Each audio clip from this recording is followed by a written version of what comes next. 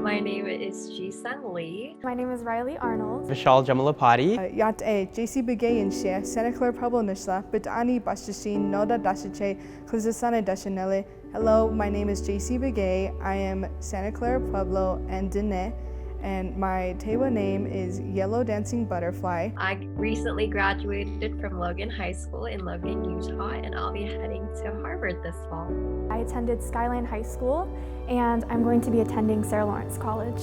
I am a recently graduated senior from West High School in Salt Lake City, and then I'll be attending Duke University as a freshman this fall. I went to Ames High School, and I'm going to the Institute of American Indian Arts.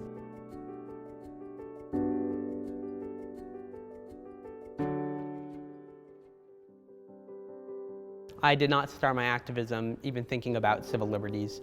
I started my activism thinking about human rights, looking at the situations in the world, looking at the environmental crisis in Darfur, looking at the Syrian civil war, looking at protracted refugee-producing conflict. But as I did more research about these human rights, I come across civil liberties and realized that with the civil liberties I've been given, I'm able to explore and I'm able to be an activist. But I think throughout the rest of my activism, which is mainly centered on human rights, environmental rights, things in that sort of field, just using my civil liberties is enough to be a civil liberties activist. I had the privilege to travel with my family to and from India, where we stopped in other countries along the way, and I met people from other countries. And I think that really brought in my perspectives to think about the rest of the world and the rest of the people in the world. That perspective that I got from traveling and coming from an immigrant family, I think pushed me towards an activist role. As I've realized, I think success in activism is based on the connections you make with people, the empathetic connections you make. As long as there's that base empathy in that person, I think they're an effective activist, because what they're doing is they're looking at another human, peeling away all the onion layers of political views and all the onion layers of someone's upbringing, and saying, despite all of that, you're still human.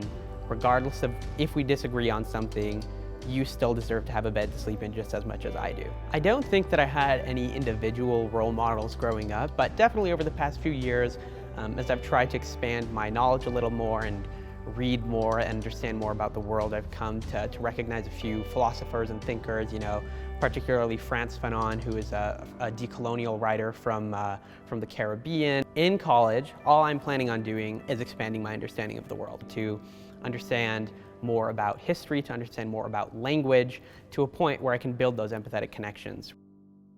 The reason why I became an activist really starts from my experiences in France. I had the opportunity to live in southern France during middle school, and my experience was quite unique in the sense that a lot of my classmates, over 60% of my classmates, were from Northern Africa, and they were refugees.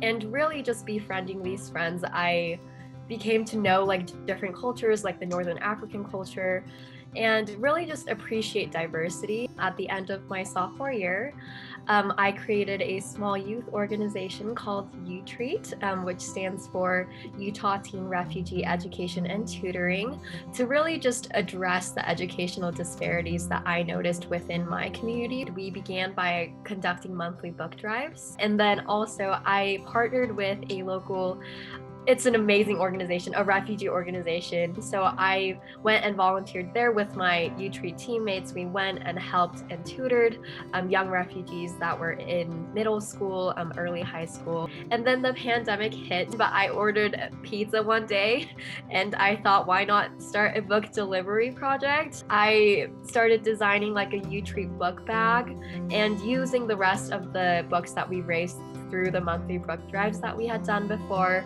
I began delivering them out.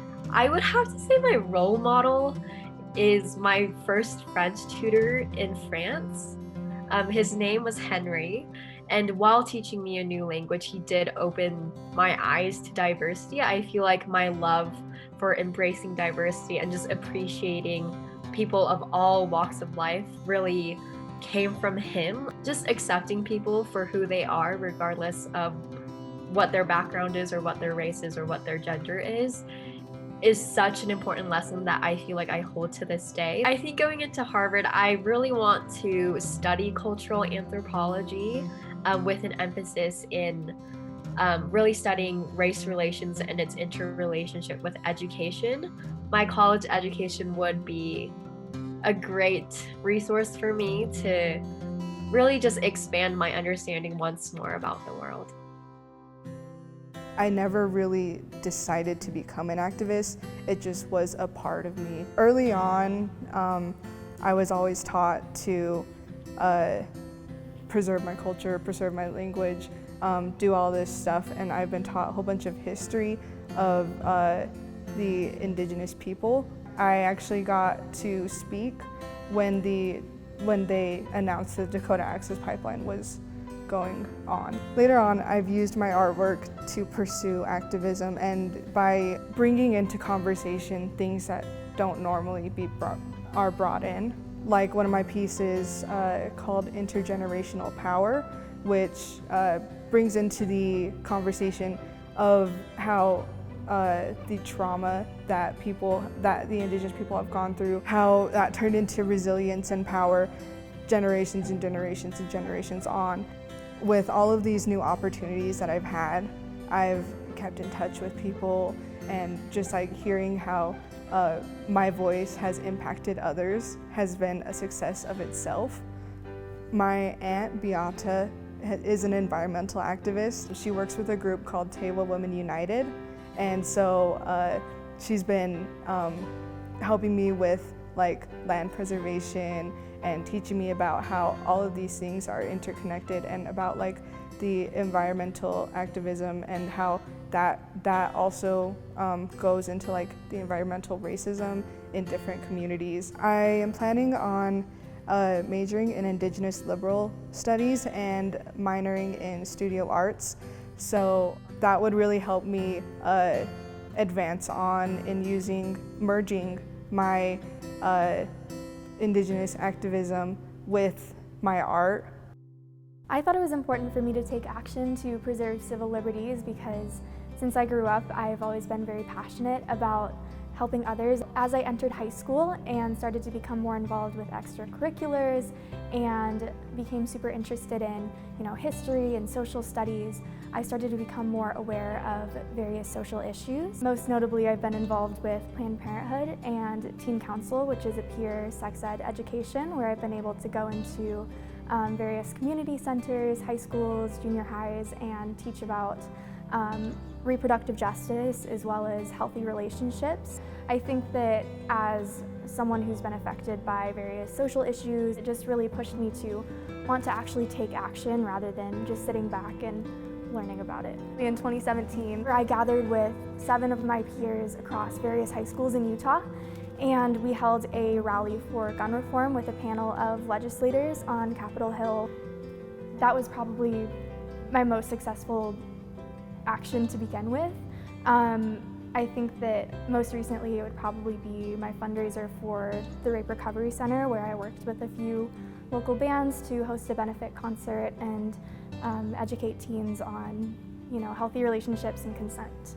I think that my biggest role model is Shireen Gorbani, and I think that she's inspired me most in my activism just because she's introduced me to a variety of topics that have become very dear to my heart, such as prison reform and, again, how that intersects with reproductive justice. I'll use my college education to further my commitment to civil liberties by fostering relationships with my peers who have a variety of different ideas than I do. I plan to study urban studies and pre-law in order to eventually go to law school one day and work in prison reform. Most activism interconnects with other activism. Specifically in civil liberties, you have an overarching set of ideas that are very, very foundational. If we're all together, if we're all understanding exactly what the government's up to in denying one person their civil liberties in New York or one person their civil liberties in Minnesota, then we're able to say, hey, that's not right.